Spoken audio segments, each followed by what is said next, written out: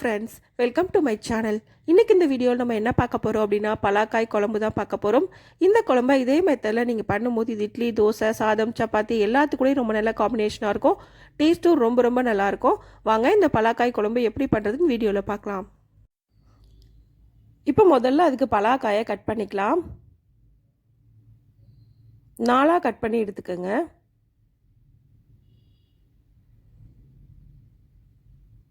இப்போ கட் பண்ணியாச்சு. இதை நல்லா கழுவி எடுத்துக்கலாம்.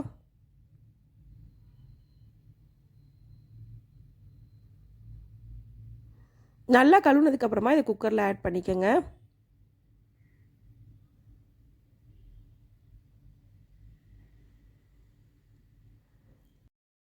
எல்லாத்தையும் குக்கரில் போட்டதுக்கப்புறமா மூழ்கிற அளவுக்கு தண்ணி ஊற்றிக்கங்க.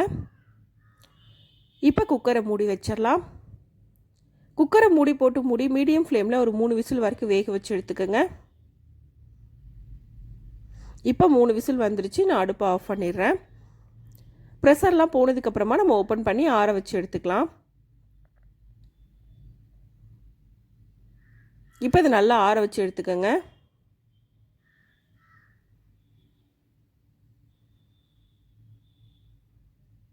நல்லா ஆறினதுக்கப்புறமா இதை கட் பண்ணிக்கலாம்.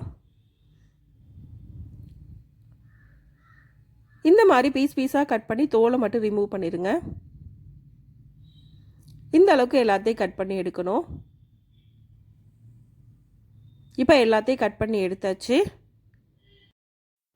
அடுத்து ஒரு மிக்ஸி ஜாரில் 3 பல் பூண்டு, 1 துண்டு இஞ்சி, 2 தக்காளி போட்டு நல்லா அரைச்சி எடுத்துக்கோங்க. அடுத்து நான் ஒரு கடாய் வைக்கிறேன். 2 ஸ்பூன் அளவுக்கு எண்ணெய் ஊற்றுறேன். 1/2 ஸ்பூன் அளவுக்கு கடுகு. கடுகு நல்லா பொரிஞ்சதுக்கப்புறமா வெங்காயத்தை சேர்த்து நல்லா ஃப்ரை பண்ணிக்கலாம். இப்போ வெங்காயம் நல்லா ஃப்ரை ஆயிடுச்சு. நம்ம அரைச்சி வச்சிருந்த தக்காளி, இஞ்சி, பூண்டு பேஸ்ட்டை ஆட் பண்ணிடலாம். இப்போ இது கூட காரத்துக்கு ஏற்ற மாதிரி குழம்பு மிளகாய் பொடி, 1 ஸ்பூன் அளவுக்கு கரம் மசாலா, 1/2 ஸ்பூன் அளவுக்கு மஞ்சள் தூள் சேர்த்துக்கங்க. கூடவே கொஞ்சமாக கறிவேப்பிலை அதையும் சேர்த்துக்கலாம். இது எல்லாத்தையும் சேர்த்து நல்லா மிக்ஸ் பண்ணணும்.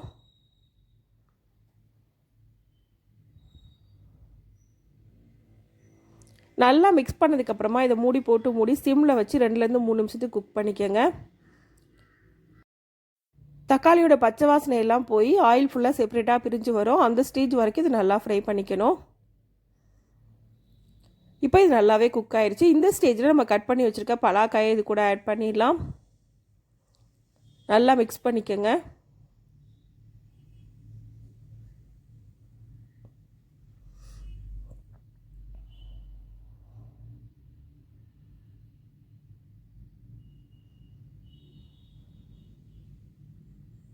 இப்போ நல்லா மிக்ஸ் பண்ணியாச்சு.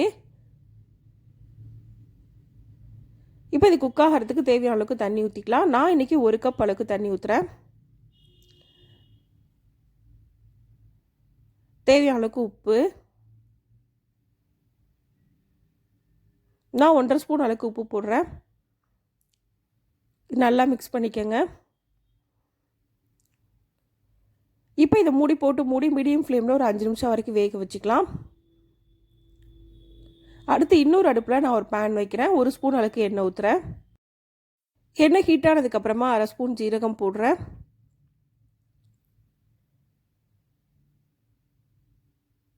1/2 ஸ்பூன் சோம்பு,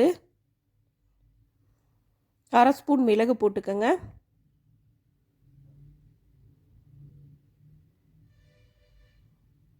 இது கூடவே 2 கிராம்பு, 2 பீஸ் பட்டை, இது எல்லாத்தையும் சேர்த்து ஃப்ரை பண்ணிக்கலாம். இது எல்லாம் ஃப்ரை ஆனதுக்கப்புறமா 2 ஸ்பூன் அளவுக்கு தேங்காய் துருவல் சேர்த்து அதையும் ஃப்ரை பண்ணிக்கோங்க. தேங்காயோட கலர் நல்லா சேஞ்ச் ஆகணும். அந்தளவுக்கு இது நல்லா ஃப்ரை பண்ணி எடுத்துக்கோங்க.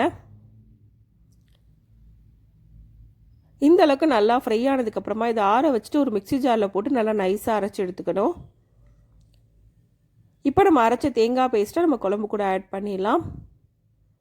கூடவே தேவையான அளவுக்கு தண்ணி ஊற்றிக்கங்க. இப்போ இது நல்லா ஒரு தடவை மிக்ஸ் பண்ணிக்கணும்.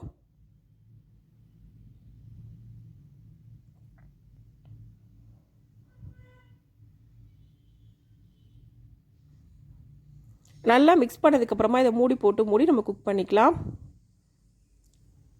இப்போ குழம்பு கொதிக்க ஆரம்பிச்சிச்சு. இதை மூடி வச்சிடலாம். மூடி வச்சு சிம்மில் வச்சு ஒரு 3லேருந்து 4 நிமிஷம் போல் கொதிக்க வச்சுக்கோங்க. இப்போ 4 நிமிஷத்துக்கு அப்புறமா நான் ஓப்பன் பண்ணியிருக்கேன். குழம்பு ஃபுல்லாகவே நல்லா குக் ஆயிடுச்சு. ஆயில் உங்களுக்கு செப்பரேட்டாக பிரிஞ்சு வர ஆரம்பிக்கும். அந்த ஸ்டேஜில் கொஞ்சமாக கொத்தமல்லி இலையை ஆட் பண்ணிக்கோங்க. ஆட் பண்ணி ஒரு தடவை மிக்ஸ் பண்ணிக்கலாம். நல்லா மிக்ஸ் பண்ணதுக்கு அப்புறமா நம்ம அடுப்பை ஆஃப் பண்ணிடலாம். இப்போ நமக்கு பலாக்காய் குழம்பு ரெடி ஆயிடுச்சு. இந்த ரெசிபியை இதே மெத்தடில் நீங்களும் செஞ்சு பாருங்கள். இந்த வீடியோ உங்களுக்கு பிடிச்சிருந்தா லைக் பண்ணுங்கள், ஷேர் பண்ணுங்கள், கமெண்ட் பண்ணுங்கள். மறக்காமல் சேனலை சப்ஸ்கிரைப் பண்ணுங்கள். தேங்க்ஸ் ஃபார் வாட்சிங்.